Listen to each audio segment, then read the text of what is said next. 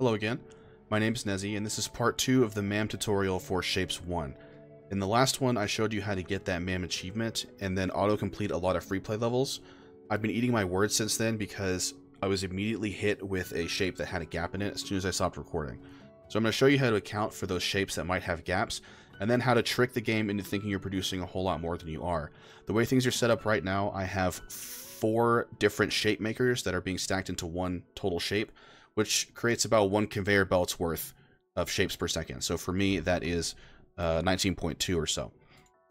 The game is expecting me to deliver a whole lot more than that, and I really don't want to rebuild the entire factory again in order to make that happen. So that's the trick we're going to use. But first, we have to account for gaps in our shapes. Currently, the shape we're using doesn't have a gap, but we can pretend. This is using a little bit of the overflow thing that we talked about last time, but it's actually pretty foolproof. So if we didn't have this conveyor belt coming in on the right side here, that would be a gap in the top right corner of any given shape. The idea is that the second piece, which is the top left corner, would still get fed into the stacking array, and then it would back up all the way to the overflow thing, and it would overflow into this little area right here.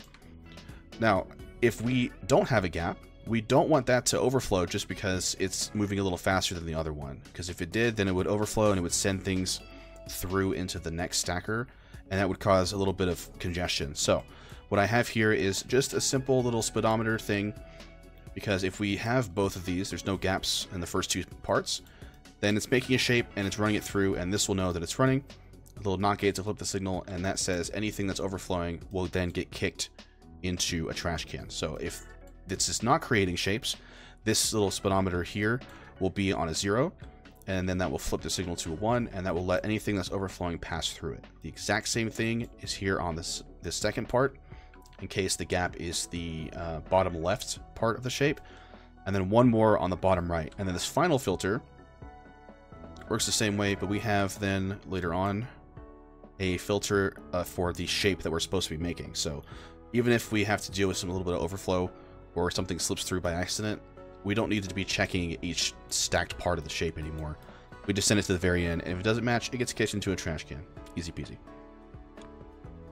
No gap, so I can't show you yet. But let's move on to, it's a little bit of a better stacking array. I have the what I call the 3rd and the 4th things that I built, which are the more efficient ones, stacking 1 shape, while the first 2 ones that I built are stacking another shape, like the top 2 layers and the bottom 2 layers, and then sending it to this final one, which is then being fed into the trick machine here. So real quick, I'll show you how this works. The idea is, and I didn't make this myself, I found this design online, but the idea is, as the shapes get fed through, we have 1 filter checking to make sure it is the correct shape, otherwise it gets kicked to a trash can. And it's going to come in, and it's going to start looping all those shapes into all 4 of these overflow things that are right here, so that the shapes are constantly moving, and we have a nice little flow of shapes, and we're not going to worry about like shapes getting stuck or congested. So eventually, as this is starting to fill up, you're going to notice that. Can I click off of that, please? Thank you. So we're going to watch this fill up a little bit, and then what's happening down here is that every 4th shape that's being fed through is getting sent down here. This is basically a binary clock. So as the shapes go through, these little splitters will alternate, one going up, and then the next one going to the left, and then going up, and then to the left. And so if you think about like 1, 0 here, and then when it wraps over, it's 1, 0 on the second one, and then 1, 0 here, and so on. So it takes 128 shapes coming through in order to reach the very end.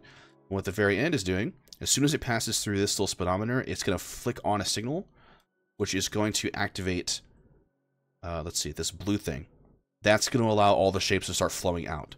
Now these are here to make sure that the shapes that are left after this is done flowing are no longer the correct shape, so they're going to get trashed.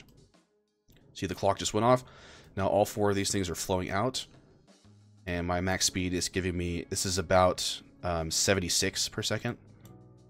And it does need to flow for a few seconds before the game will register that it's done. So now all the extra ones are getting kicked into filters with trash cans. We don't have to worry about them. The signal flips, all the other shape factory things are creating the new correct shape. And the cycle continues. So I used that system to get all the way from level 90 to where I am now, which is 305. There is a second version of this right here. I can connect it so it runs to the other side here, which is, you know, wired up the exact same way. In order to get 4 conveyor belts full, that would be 152 per second. The problem with that is that you have to let it run for a whole lot longer, so you'll need to add more segments to your binary timer so that all 4 of these, or I guess all 8 of these overflow things, have a chance to actually fill up before they start getting sent into the final thing. And one last thing, just to speed things up a little bit, I have a speedometer thing way back here so that after the shape is complete and we move on to the next level, all this stuff that's backed up here is not going to just stick there and waste time. So that speedometer, if it's not on, which means that shapes are not flowing through it, it gets sent here, flipped over, and then these 2 filters here will dump the what was left of the shape before it. So we're about to finish another level. I'll show you what that looks like real quick. And after that, that's pretty much it. You can, like you see, it took me all the way to 305. No overhang shapes unless that's going to exist in a much later level, at which point I don't want to worry about it. It took me an entire night's worth of idling, so I left my computer on for 8+ hours to let that flow on. So just want to get a look at the binary clock here.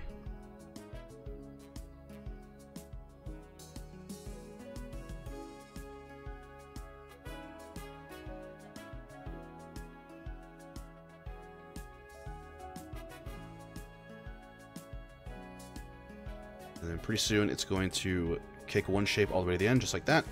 And just that tiny little flicker of a signal is enough, because once it starts flowing, these things turn on and it keeps those filters active. So that's why they have an OR gate right here, right there.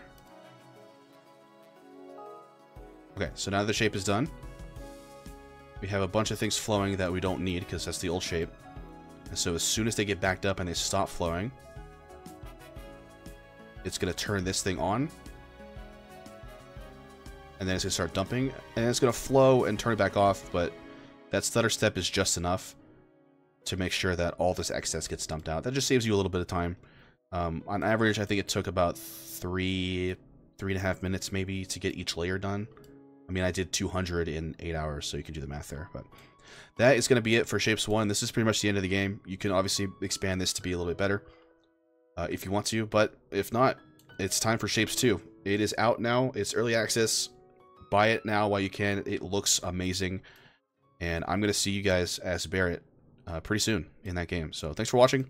Please subscribe, leave a like down on this video. Let me know what else you'd like to see me do,